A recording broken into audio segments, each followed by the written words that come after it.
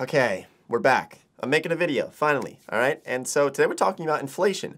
Some of the concerns that we have about it, some of the projected numbers that are out there in regards to inflation, and more importantly, why this is something that you want to be very aware of, but also how you can profit from it, or at least hedge against inflation so that you don't end up losing all of your money, or at least the value of all of your money that you might have at the moment. So that's what we're discussing in today's video. Fun, exciting, I don't know. I'm excited for it, so let's get started here.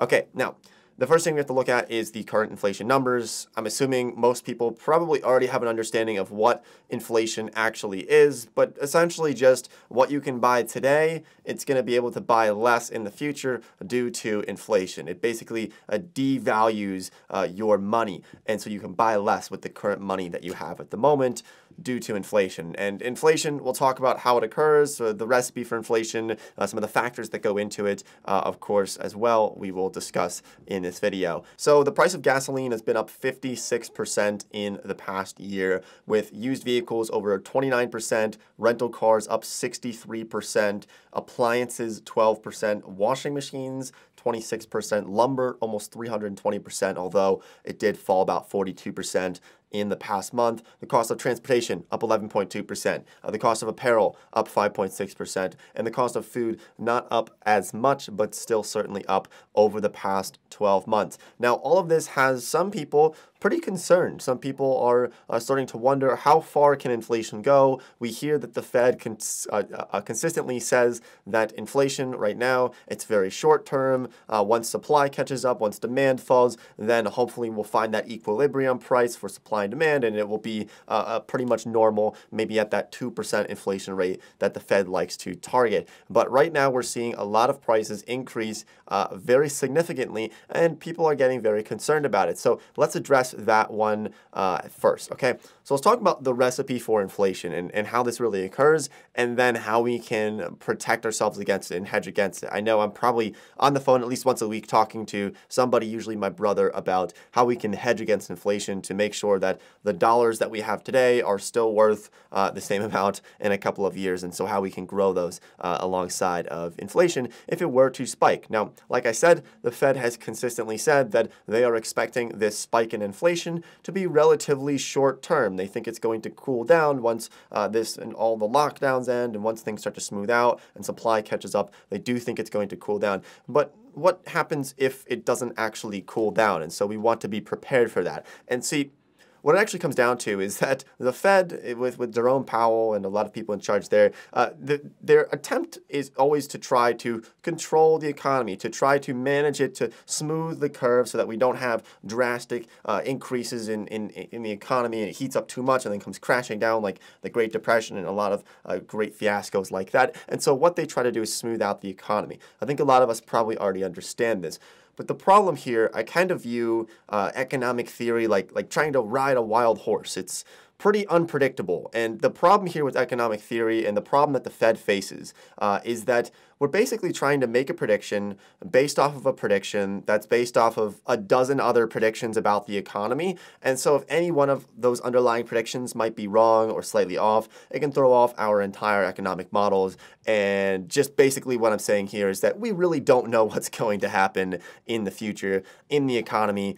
Doesn't matter how smart you are, you can take some good guesses, but at the end of the day, we really don't know what's going to happen. So we could see very large amounts of inflation. We could see double-digit inflation, or we could see it go right back to the norm and find that nice 2% inflation annually at the sweet spot. So let's talk about how to hedge against this, and let's talk about how to create inflation. We're going to call this the recipe for inflation. And the first ingredient to inflation soup here is going to be an increased money supply. See, when you increase the money supply, you are going to likely have a higher likelihood of inflation. And this makes some pretty decent sense here. Let's think about this. Let's take the money supply and say that you have $100 in the entire money supply. There's $100 bills floating around. And let's say that one day you say, you know what, I'm going to add in an extra $50 into this pool. And so now instead of $100, you have $150 flowing around in the money supply. Well, you're watering down the value of each individual dollar. Now, this is how inflation can occur. There's a lot more factors that go into it, but this can be one of the key ingredients to inflation. Now, if you want to make more sense of this, think about collectibles. Money supply is just like with collectibles. If you have more collectibles, suddenly the value of those might not be worth as much. For example, if you had 1,000 certain rare baseball cards, okay, they might be worth a certain price, but say that they're not as rare anymore because there's 5,000 of those baseball cards in circulation instead of 1,000.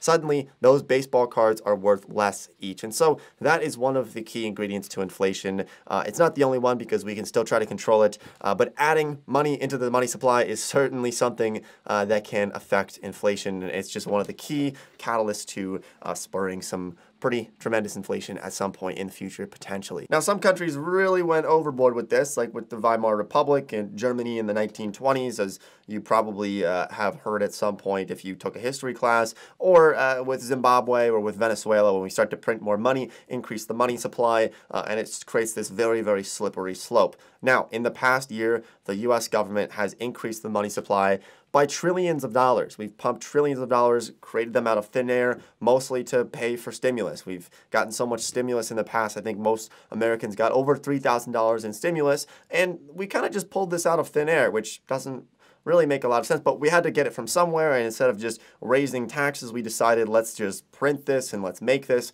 and worry about the consequences later, and hopefully we can sweep those under the rug or kick the can down the road a little bit longer, which it looks like it's working, but you never really know. So that's one of the first ingredients to inflation, is increasing the money supply can definitely have an effect. But I would argue a greater catalyst for inflation would be looking at shortages. So in our economy, in our money supply, when we're talking about inflation, there's supply and there's demand for different products and services. And so when we have a lack of supply or an increase in demand, that's going to significantly change the prices of certain products that we might have. So we can have two different types of things here. We can have what we call cost push inflation, and we can have demand pull inflation. So cost push inflation is when essentially the cost of raw materials or products is going to go up, and that's going to get pushed onto the consumers, whereas demand pull inflation is going to be when consumers are just willing to pay more for it. Maybe they have more money in their pockets from stimulus,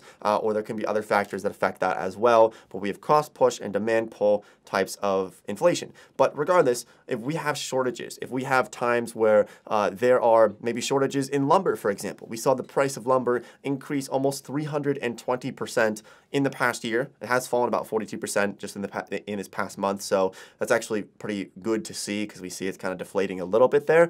But the price of lumber was up 320%. Why was this the case? Well, there wasn't a lot of supply, and there was a huge amount of demand from people building new homes, building porches, building decks, and building all kinds of different various projects, and they needed a lot of lumber for that. And so the price of lumber skyrocketed due to that reason. And so when we have an increase in demand, suddenly if the supply can't keep up, obviously the price is going to have to increase. And so this is how inflation can occur when we have too many shortages, especially looking at something like fossil fuels. The world, like it or not, the world runs on oil. The world runs on petroleum. And so if the price of oil and fossil fuels are going to be increasing, you're likely going to see an increase in pretty much everything else. And so sometimes the government likes to look at what they say, the core consumer price index or the core PCE instead of the regular consumer price index or PCE.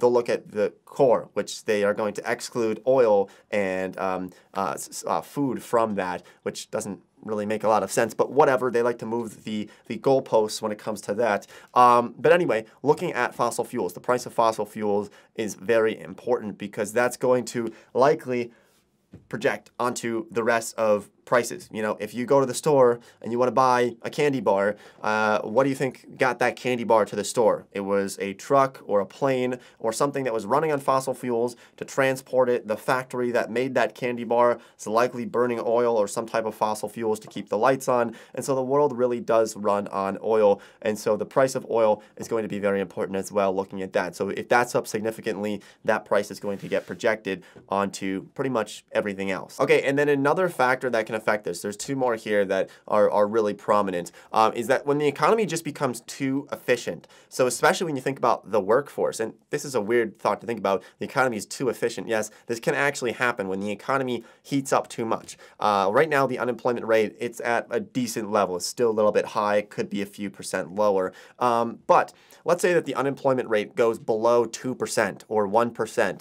This can actually be really dangerous, and it can end up spurring us into inflation. And this is because if there are no people looking for jobs, suddenly every company who wants to hire a new person, well, there's nobody to hire. So they're going to have to start picking them off from other companies, or they're going to have to start increasing their wages significantly to attract new employees. And this is actually what's been happening in certain industries. You'll notice this in like certain tech sectors, or in cybersecurity, or even in investment banking now. You see them increasing. I saw that, I believe it was JP Morgan just increased their first year analyst salary from $85,000 to $100,000. But what happens here is if there's no people to work, if everybody has a job or nobody wants to work, suddenly the wages are going to go up because companies, they need employees, so they're going to have to start bidding against each other. And this can actually just create inflation in itself if the unemployment rate is too low. So if the economy gets too efficient, this also can be a problem. There's sort of a sweet spot where we want to find. You know, if there's too much slack, if there's 15% unemployment,